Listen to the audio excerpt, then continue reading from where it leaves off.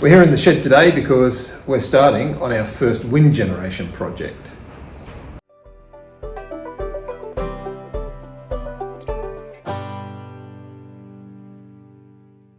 There's a couple of reasons why we're here in the shed. Number one is that I need access to a few tools and something to clamp this piece of pipe to.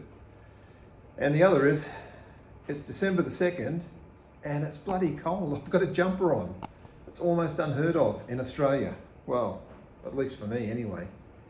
When I lived in Armidale in my early 20s, I did spend a summer here, but it never got this cold, not over summer. When I say power generation, what do I mean? We've got our pump that's attached or hooked up to the water tank that pumps water through the irrigation system and keeps our orchard alive, basically. But in order to do that, and to do it easily or without too much fuss, we need to provide power to the pump and we need to provide it easily. So the easiest way that I can think of doing it, we do have solar panels, but without having to go to the expense of setting up a solar frame and inverter and all of that. And something that we do want to test out at the property is wind generation. We've gone and bought ourselves a reasonably priced, not a cheap, but not an expensive, but a reasonably priced wind generator. It's a 5-blade and it will generate 12 volts. It comes with a little DC to DC charger, MPPT, or similar to MPPT that you would use for solar. And what it does is it just makes sure that the output is a nice constant 12 volts where it's able to generate enough power. And we've had a lot of wind this year. We've had a substantial amount of wind. We're still getting 20 knot winds outside today, and that's probably one of the reasons why it's so cold. What we did was we bought this and I waited for it to turn up so that I could figure out how I was going to connect it up. So this little collar comes with it, and I assume, well, I know that you bolt through these holes into the wind turbine itself, the little stub off on the wind turbine. And then I assume you're either supposed to clamp around that or maybe have a pole that goes up under here. None of that obviously comes with the kit, it's literally just the turbine. So this is 40 NB pipe. For those overseas who don't know, 40 NB pipe has an inner diameter of 40 millimeters. So that's the NB, nominal bore. So it's a 40 mil inner diameter. This is light gauge, so it's only 2.6 mil thick wall. I would have preferred medium gauge, which is a 3.2 mil wall, but they didn't have any when I went to Glen Innes yesterday. This was this is medium gauge. This is light gauge. So this is the 2.6 mil. This is the 3.2. Now they pretty much marry up. There's a little bit of overlap there, just around the edges, but it's the inner bore that I'm after, because that's what the windmill is going to slot into. So what I need to do is I'm going to treat this as the top. I'm going to match up where these holes need to go so that I can attach the windmill to the pipe. And then the pipe itself is 2.4 meters long. Why 2.4 meters? Because that was the maximum length I could get into the car yesterday. So it's 2.4 meters long, and we're going to attach it to the side of the pump stand or the tank stand, and we're going to use U-bolts and brackets to attach it and secure it to the side of the tank stand. Now, even though this is only light gauge, I'm not expecting that there's going to be a lot of drag from the windmill, so I don't think this is going to bend or distort or crumple or anything like that. What I don't have though is the wire that I need. So there are 3 wires, and this is something else I didn't realise. I thought 2 wire would have been enough.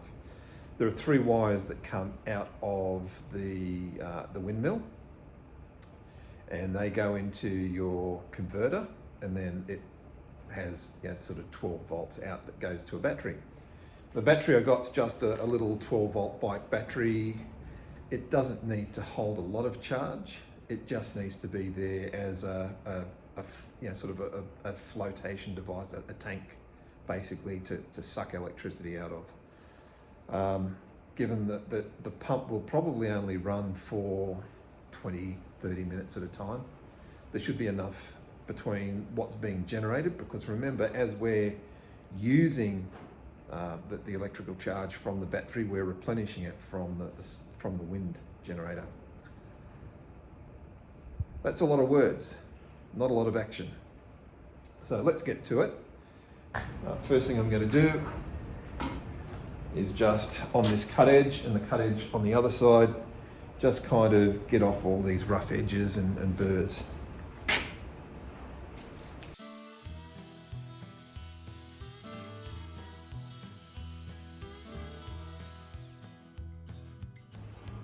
Yep, that's pretty good. This flappy disc is just about at the end of its life, so it's not doing too well, but it will get the job done for this.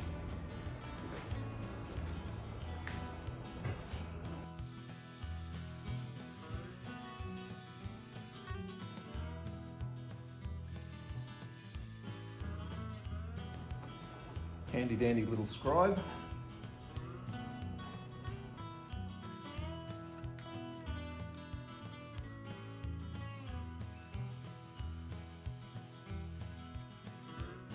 That hasn't gone all the way through, but I don't want it to go all the way through. I just need somewhere that when I step up to the next size drill, it's got something to bite into. Quite often with these fine little drills, when you're putting a bit of pressure on them and you drill all the way through, you end up snapping them. And I don't want to do that.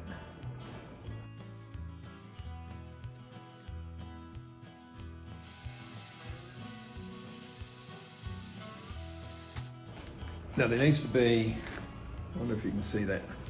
Let me just adjust the angle here.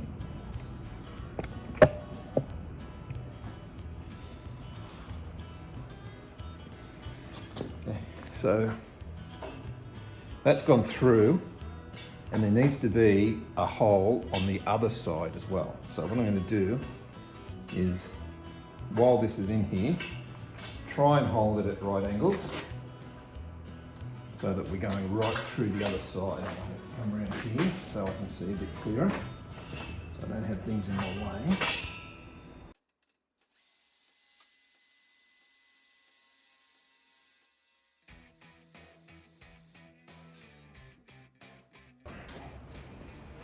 It may not be perfectly straight through, but what I'm going to do is I'm going to over drill these holes and then use washers to hold the nuts in.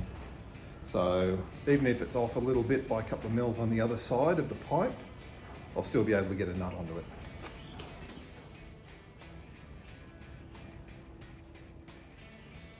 I do need to try and be fairly accurate with this next one.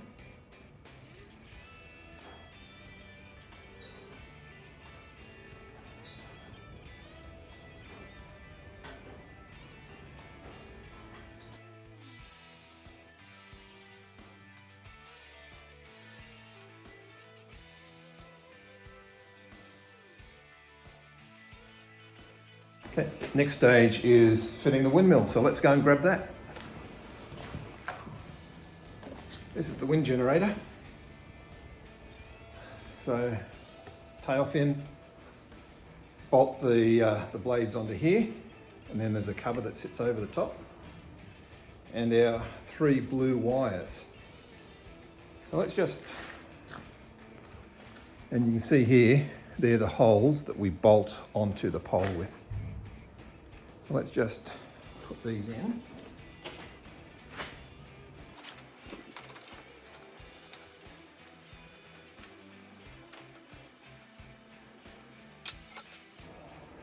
Okay, so the top ones are good on both sides. the bottom screw holes or bolt holes have been drilled a little too low, so I'm going to need to get my drill in there and just edge them back up again. See if I can just use that 3/8 drill and kind of, just scribe out a bit more room for that nut to go in. But apart from that, we're looking good.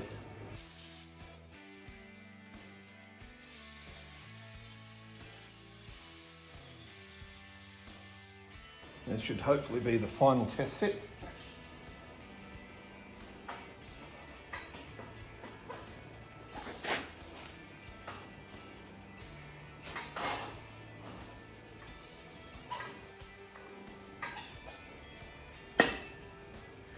Beautiful, beautiful. Throw a little silver gale on there because I've taken off some of that galvanized coating.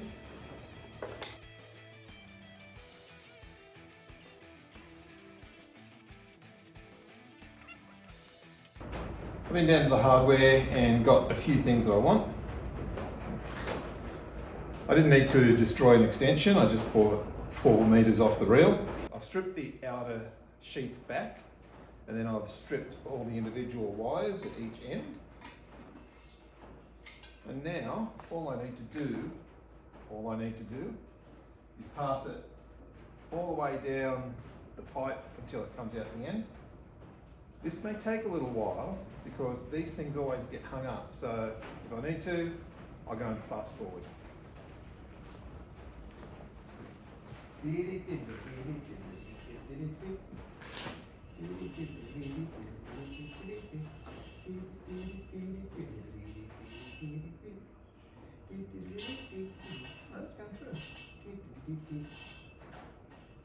Let's go through.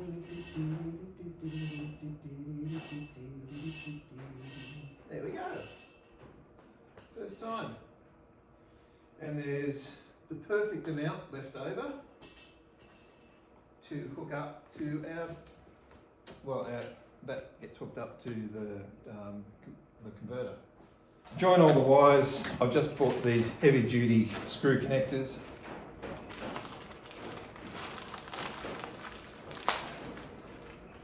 These will do the job temporarily until I can get some of my stuff out of storage.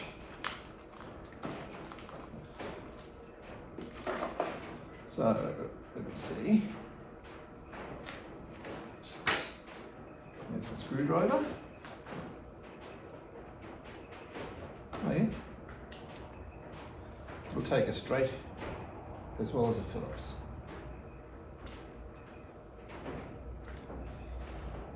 With these, and it doesn't appear from the instructions that there's any specific order, they're all blue, all the wires coming out of the wind generator are blue. If there was a particular order you needed to connect them in, I'm sure they would have coloured them differently, and there's no mention of anything like that in the instructions. So each of these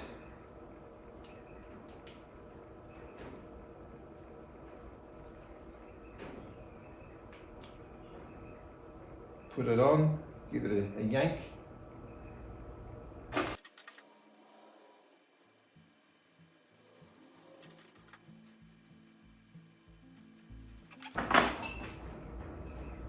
The other bits that I've got are a small battery. It's a 12 volt 100 cca, so it's not going to last forever, but it should last long enough to give the plants a good watering. I've got this pump, but rather than wire this one in right now, I might grab the 12 litre per hour in the case that we've been using and just hook it up with an Anderson plug to the battery, just as a temporary measure, just to make it easy. It's got an on-off switch. This one I would have to wire an on-off switch in, and I don't have time to do that today, and I'm headed to Brisbane tomorrow. So let's just get this going, get it out to the homestead and get it hooked up, get it stood up, and yeah, let's just get this puppy on the road.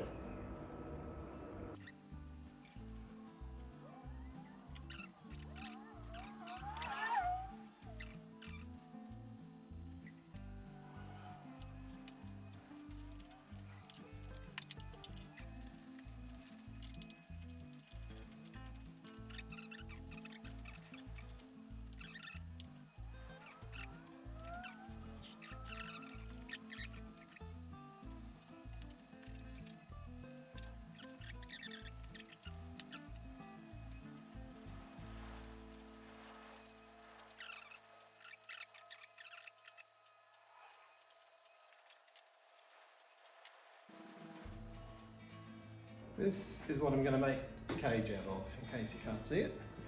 Bring it closer. Yeah, just a little bit of mesh, mini mesh. It's 50mm grid, 600 by 900.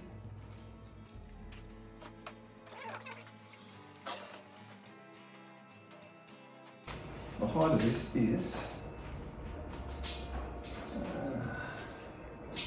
nearly 150mm, so that's 3 grids.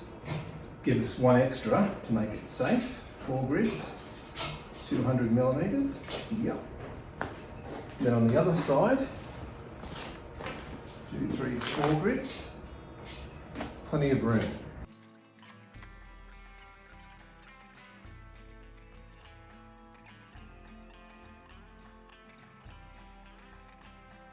So it's managed to warm up a little bit in the afternoon. It's a whole 20 degrees Celsius.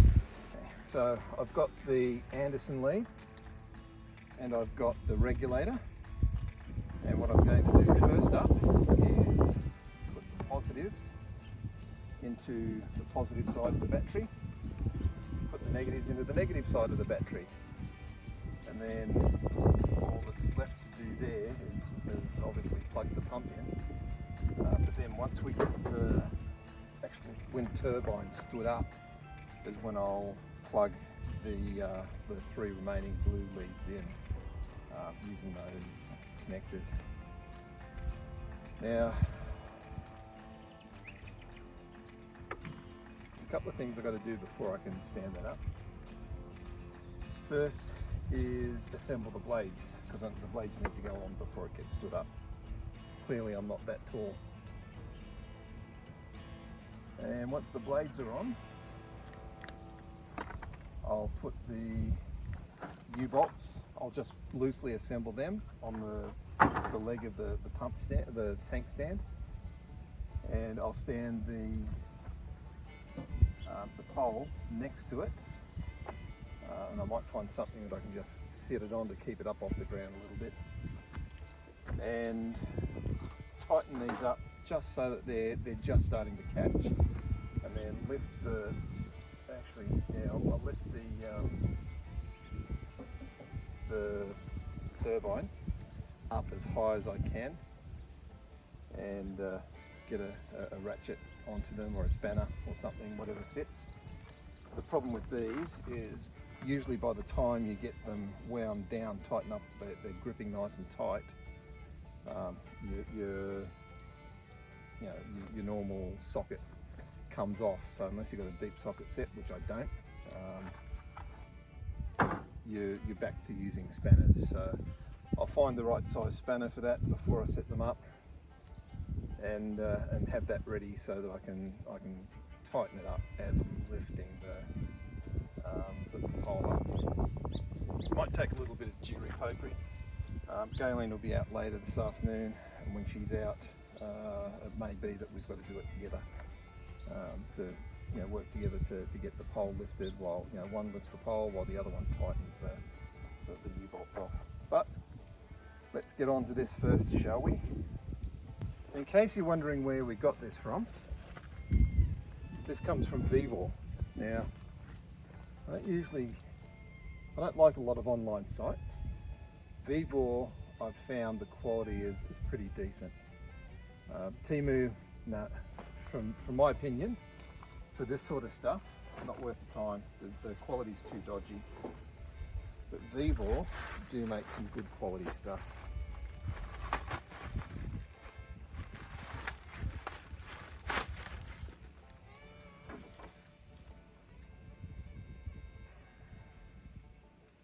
Now, putting the blades on, you can see that side of the blade is flat, that side of the blade is recessed, so that the nut sits in there just nicely.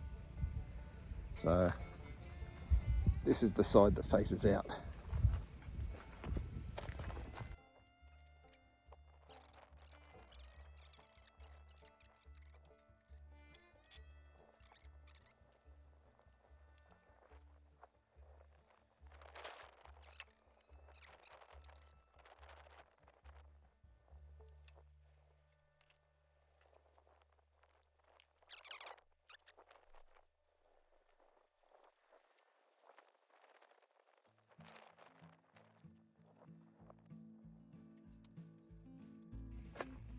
Now you may be asking yourself, why have we gone with a windmill? Yeah, we've got plenty of solar panels. All we would have to have done would have been buy ourselves, you know, a bit of what's the MC4 cable, the connectors and the cable. Throw a solar panel up somewhere. That site gets the north sun most of the day. Gets a little bit shaded out this time of day, but still some dappled sun around. Surely that would have worked. Well, it would have. But we also wanted to try and see what energy we can generate with a wind generator like this. After a couple of cloudy days in winter, we may not have enough solar generation to keep the batteries topped up.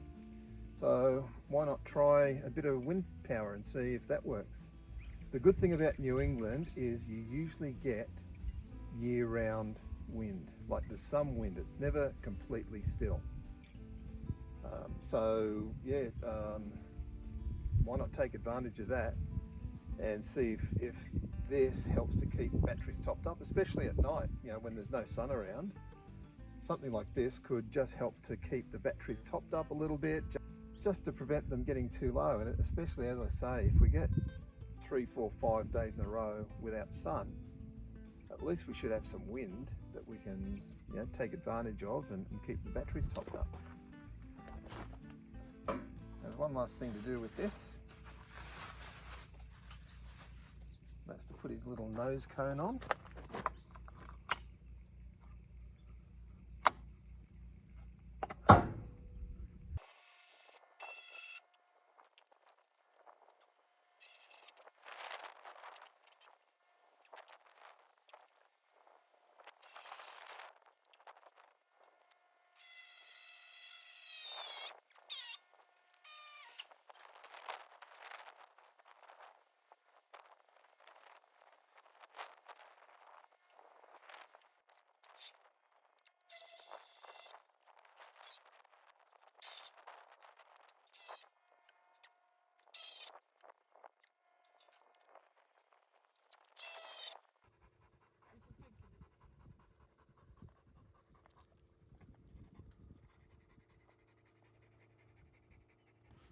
This setup wasn't ideal because we'd used a gate post hinge at the bottom to hold the pole up, and that caused it to lean back, and it tilted the windmill out of the line of the wind because of the weight of the nose. So we came back a couple of days later and drilled holes directly through the pole and then mounted it directly to the leg itself with a couple of M8 bolts.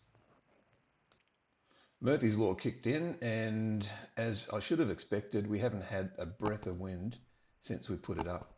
I can only leave you with one brief clip of the fan rotating pretty slowly, but here it is.